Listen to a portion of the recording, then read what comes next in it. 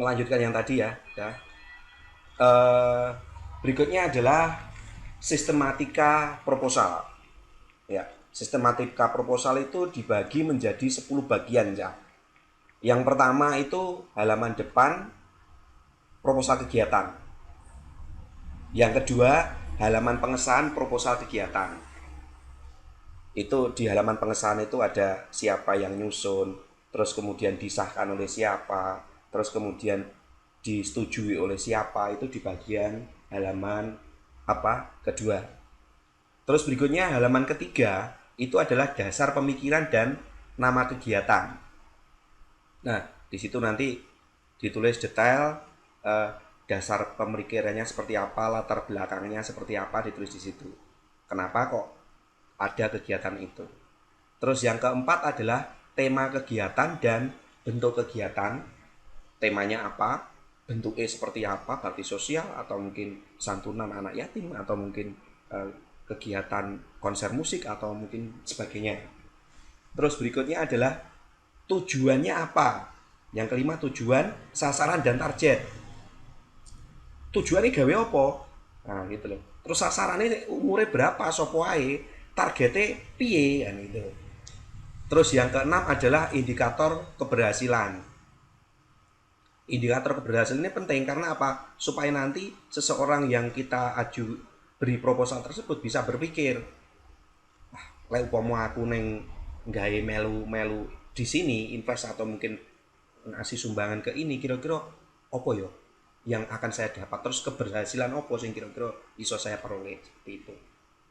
Nah, yang ketujuh, waktu dan tempat pelaksanaan. Ini nanti ditulis detail di situ, waktunya kapan, panggonane nendi, panitiane iki sapa ae. Ya, ketua sapa, sekretaris sapa, bendaharen sapa, ditulis detail di situ.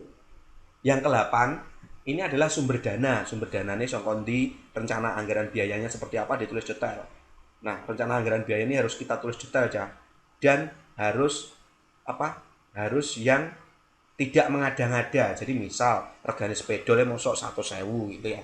Jadi harus yang relevan dengan harga pasaran. Yang ke-9 adalah penutup. Yang ke-10 adalah lampiran-lampiran.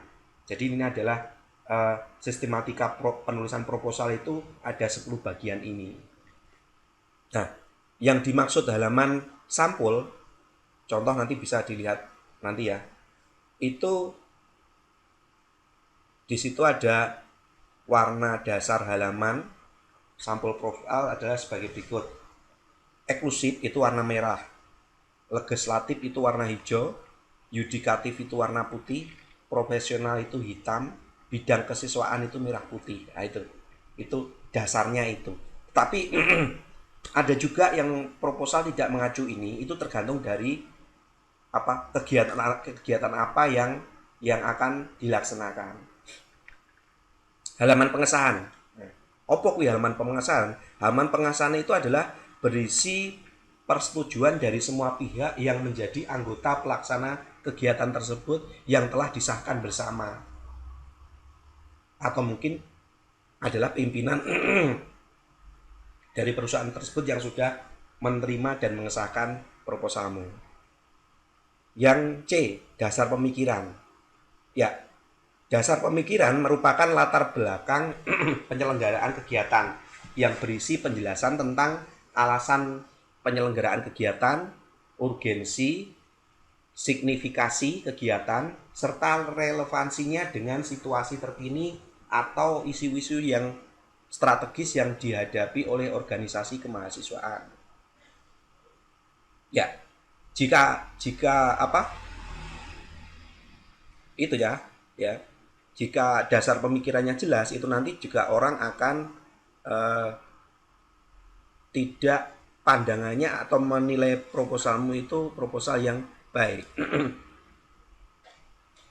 Ya, terus berikutnya adalah tadi dasar pemikiran ya, dasar pemikiran.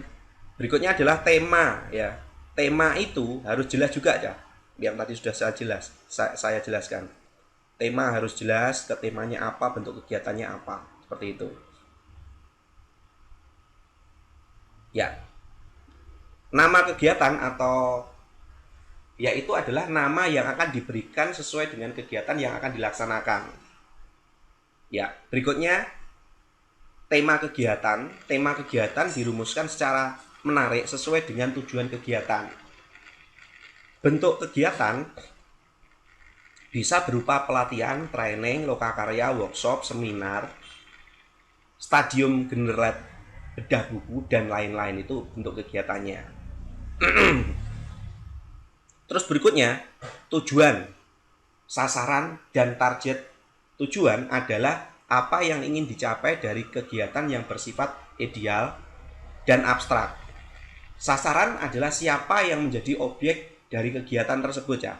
Dan target adalah ukuran kualitatif dan atau kuantitatif yang hendak dicapai dari selesainya kegiatan tersebut. Nah, sedangkan indikator keberhasilan dari kegiatan yang dilakukan adalah menjelaskan pengukuran yang diperoleh bila kegiatan tersebut telah dilaksanakan.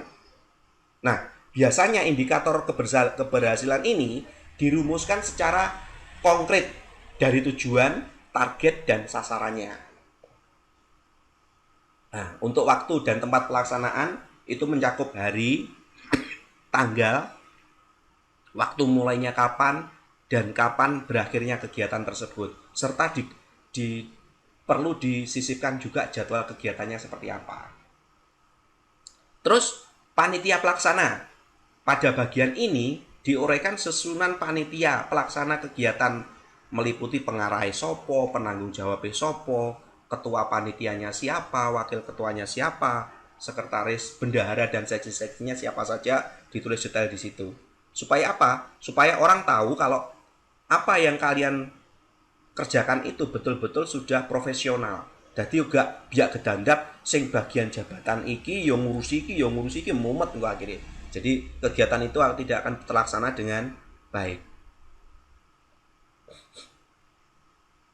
Berikutnya, sumber dana.